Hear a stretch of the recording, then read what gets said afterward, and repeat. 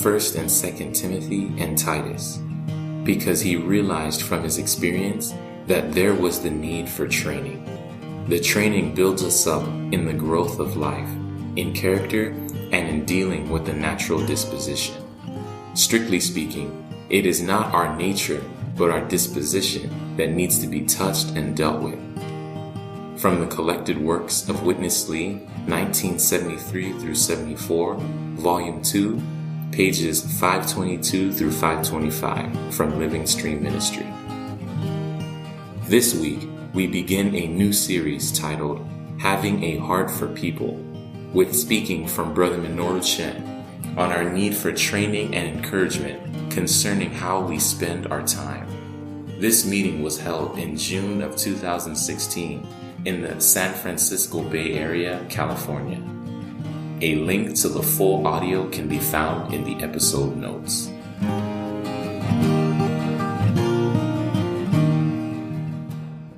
Well, brothers and sisters, I would like to suggest that these meetings that we've been having on these, once a month, typically Lord's Day afternoon, with the so-called working saints. Remember, we have decided to cut off that word young from working saints so that we make this meeting more accessible to a wider age group, which is right, because when you start subdividing by age, you got young working saints, then you got what?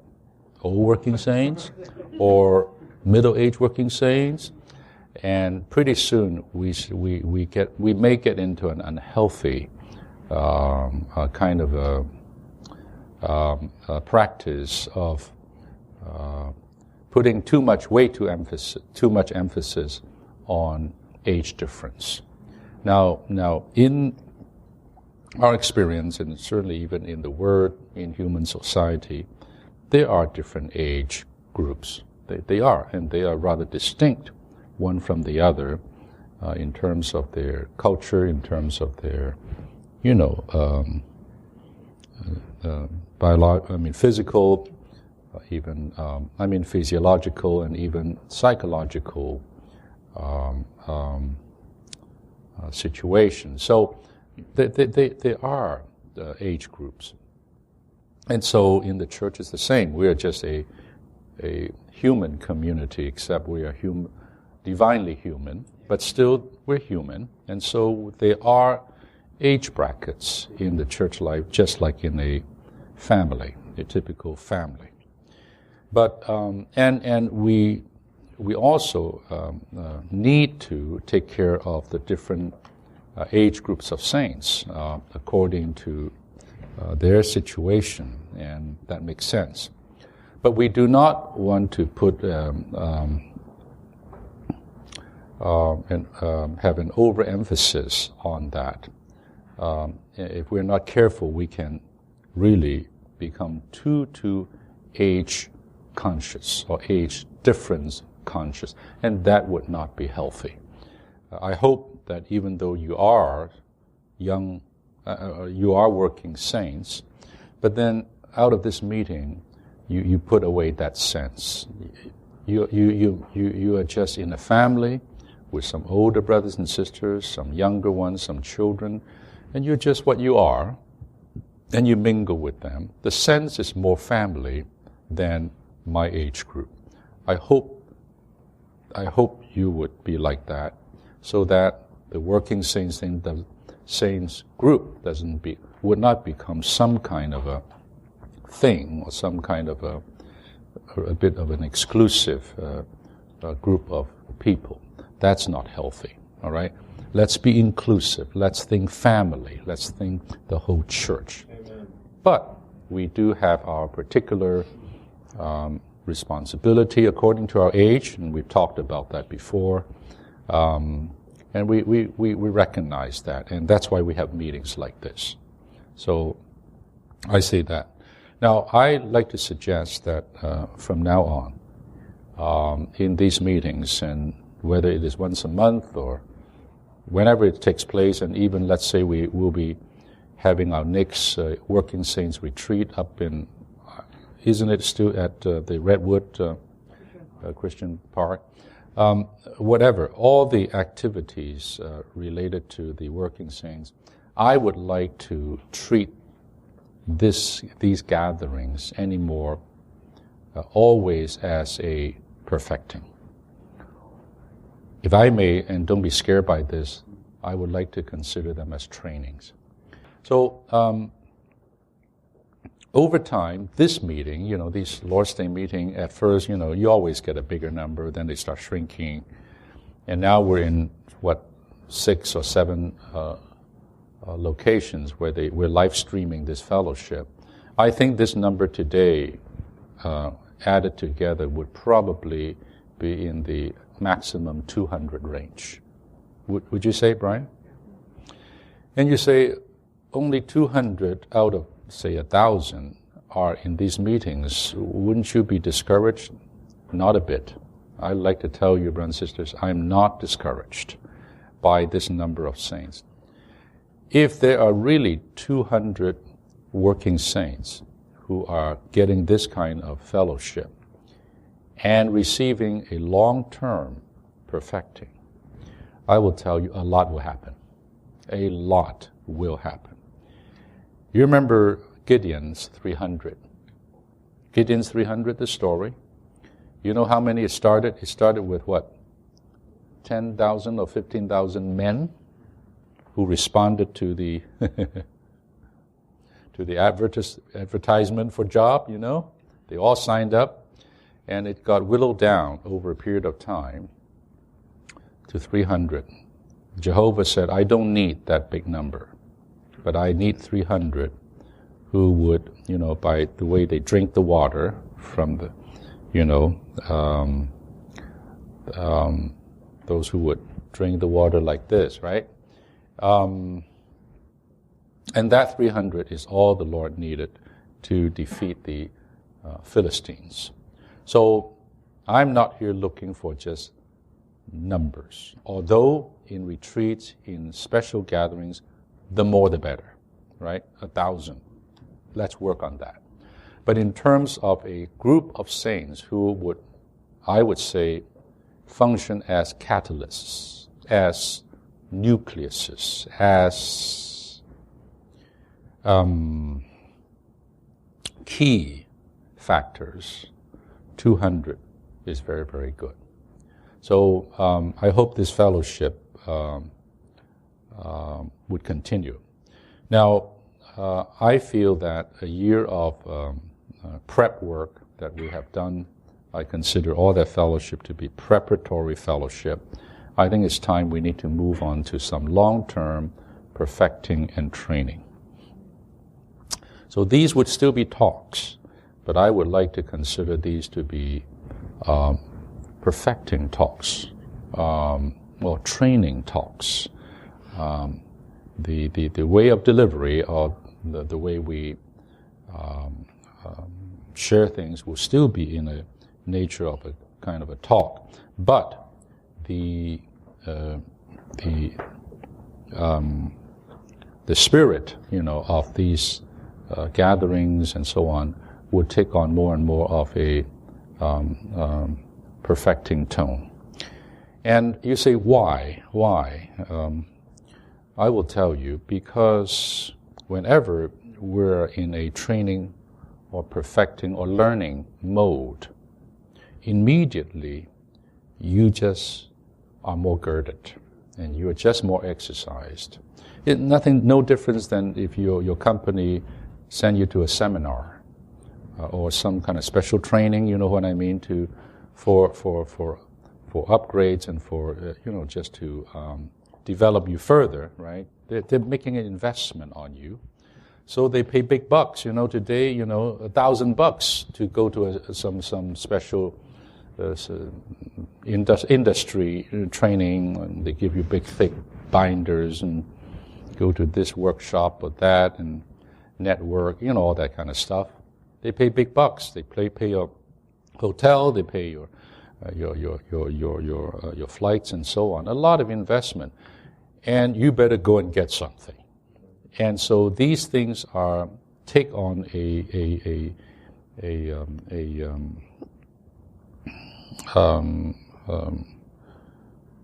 I would say by nature they are trainings. They are trainings to upgrade your knowledge and to improve, your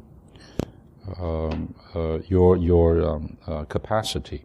So that's the same kind of concept. Training makes a difference.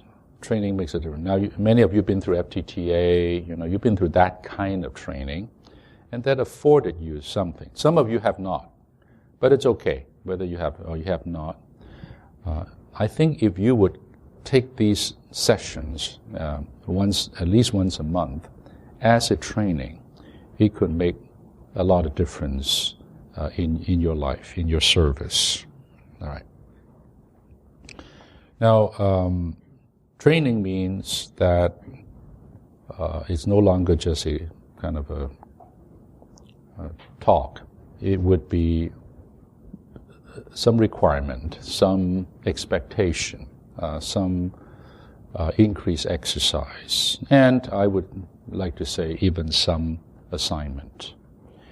It will pay off. I will tell you, it will pay off in time. What kind of payoff? Certainly in your service in the church, in your usefulness in the Lord's hands, and all that combined will really means profit for the churches, the profit for the Lord's move in Northern California through you. They're the 50-plus saints, they're the sisters, they're this college, they're all others who, in principle, I also like to do more with them in the nature of a training rather than just a conference. Why? Because I have great expectation for what the Lord will do here. And as I survey and look at the saints, the number of saints, and the quality of the saints in Northern California, I'm just so encouraged. I'm so inspired, and then I've become so burdened that with all these resources and all this manpower here, the Lord can do so much above and beyond what we ask or think. Now, the Lord's work is the Lord's work. Now, I'm not the Lord, but at least I have a burden to do what I can do to prepare you to cooperate with the Lord, so that there would be a great blessing. There would be a great move of the Lord in this area. Okay. Well, let me pause. How do you respond to this?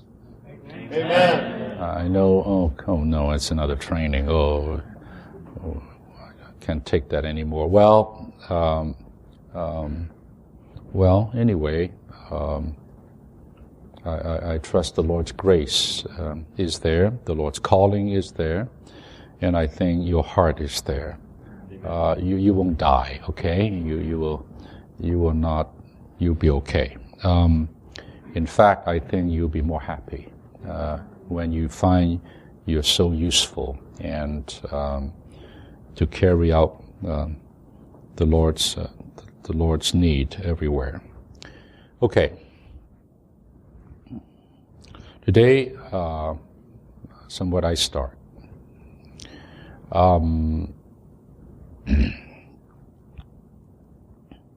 As you know, these days, the prevalent burden is the increase. We don't apologize for that. It is so. However, as some of you who went to D.C. and you were there at the conference, or you listened to these messages, 6 messages, and if you have time, I would certainly encourage you to get into it. And by the way, these days I'm declaring war on this, including mine, huh?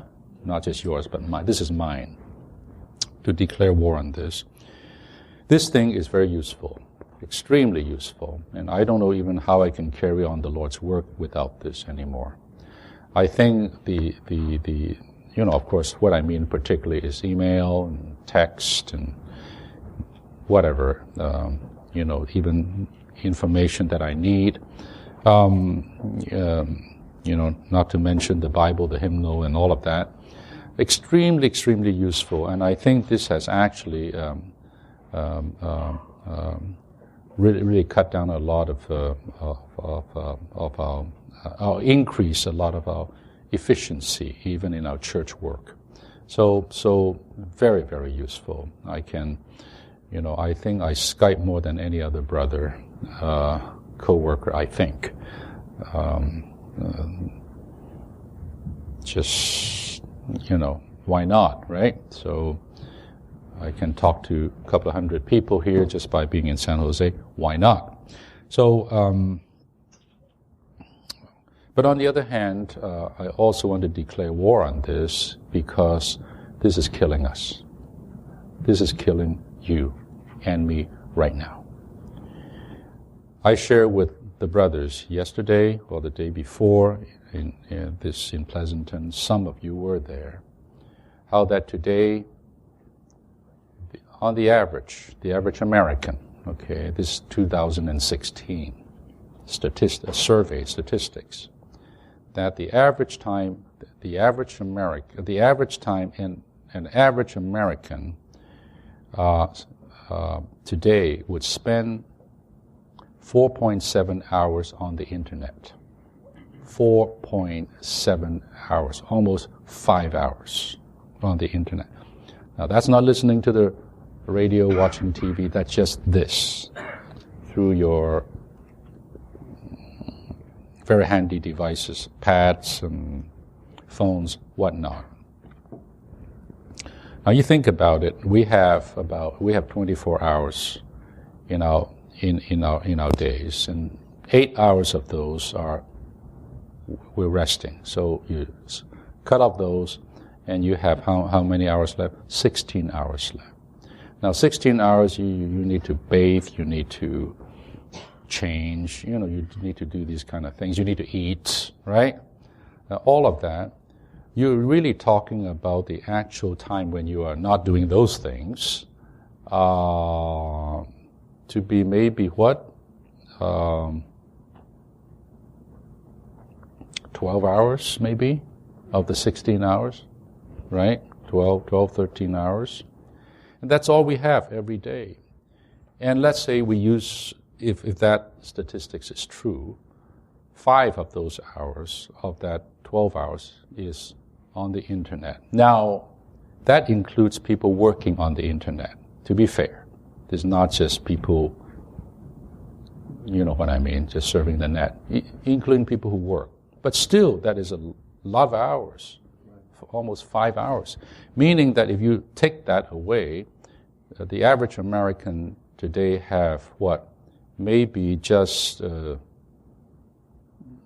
few hours left, not on the internet and not doing those things and carrying on doing their work, going work or whatever they do. If you add radio and if you add TV, I don't know how they count it, whether it includes Netflix or not, but I'm talking about, watching TV, the old-fashioned watching TV.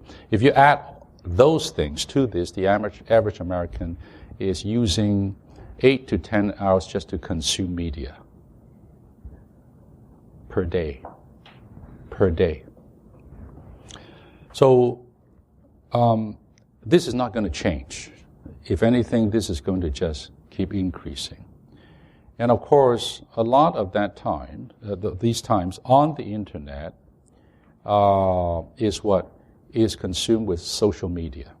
Social media is one of the big component of going to this. So the Facebook, the Instagrams, the whatever else, you know what I'm talking about, is a big part of this.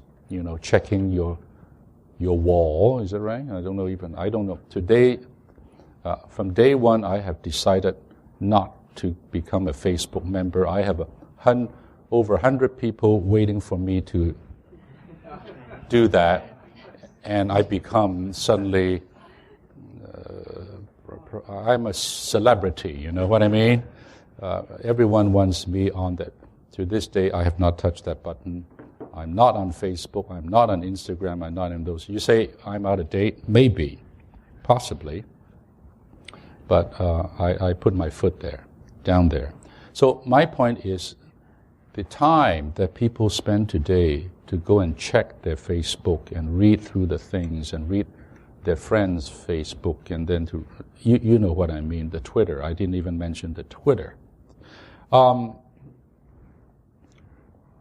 You can see how today, our time, in this society we're in today, the amount of time that is being taken, that we are distracted, if you will, by these handy devices on things of entertainment, news, social media, and other things, is enormous. We have never been in an age like this. Never. And so what this does, more than anything else, is that it is what? It is actually shaping us and training us to live a certain way. All right? So after a while, there's a fine line between addiction and just habit. There's a fine line. You may say on the one hand, this has become a habit to us, right? On the other hand, you can make a case, we're all addicted. Me, I would raise my hands first. Addicted. Addiction means like drugs. You can control yourself. You need the fix. You need to get that high. Even if it's bad for you, you just need it because it's an addiction. So actually today, they do have internet rehab. And there's some special parts of it. For example, pornography. Pornography has emerged to be one of the biggest addiction in society today, not only among men. The females are catching up. These are research. These are facts. And not only among non-Christians, but among Christians. And even not only among just Christians, but among Christian leaders, pastors. They do these anonymous survey and so on. So this thing, no one is immune to this. Everyone is equally vulnerable. So pornography is addiction, but that's something bad, something evil, and so on. But even the so-called non-evil things like news, this 24-hour cycle news that we're in. I was in Pleasanton this morning. I used the example of Muhammad Ali just died. Right? And usually that's it. I'm not his relative. So he dies. No. The 24-hour cycle would not let you just be satisfied with that news. The media wants you to know now everything about Muhammad Ali. And it puts you everywhere you turn, it's Muhammad Ali this, Muhammad Ali that, and you must know everything about Muhammad Ali. You can't get away from it. Do you see my point? And pretty soon we are trained. We are now being trained by the pop-ups, by the, I don't know what you call those things, that if you are not catching, you must catch up with these things. In the past, there's a huge volcano thousands of people die, you won't know until a month later because the news traveled that slowly. No, today it's called real time. Everything is real time. And I must know what is happening in the furthest corner of the earth in real time. And this thing allows you to access that information in real time. So we are all being what? What is the word? Huh? Trained. We're all being what? Conditioned. That's the word I was looking for. Conditioned to just continuously having to place ourselves under the onslaught of this data, of this information. As if we don't have them, we can't live. We cannot live. Everybody knows now Muhammad Ali, and so when I talk to them, I have nothing to offer because I didn't get into it. So we must know. We must know. And Muhammad Ali is just one thing. I mean, I don't know how many things there are according to your taste, according to your field, according to your interest. It's all here. And then now today, you don't need to go to the theater anymore. Even for first run movies. It's all here. So the world, the cosmos, is now in a little 2x5 or 3x5. Everything you want is in this little thing.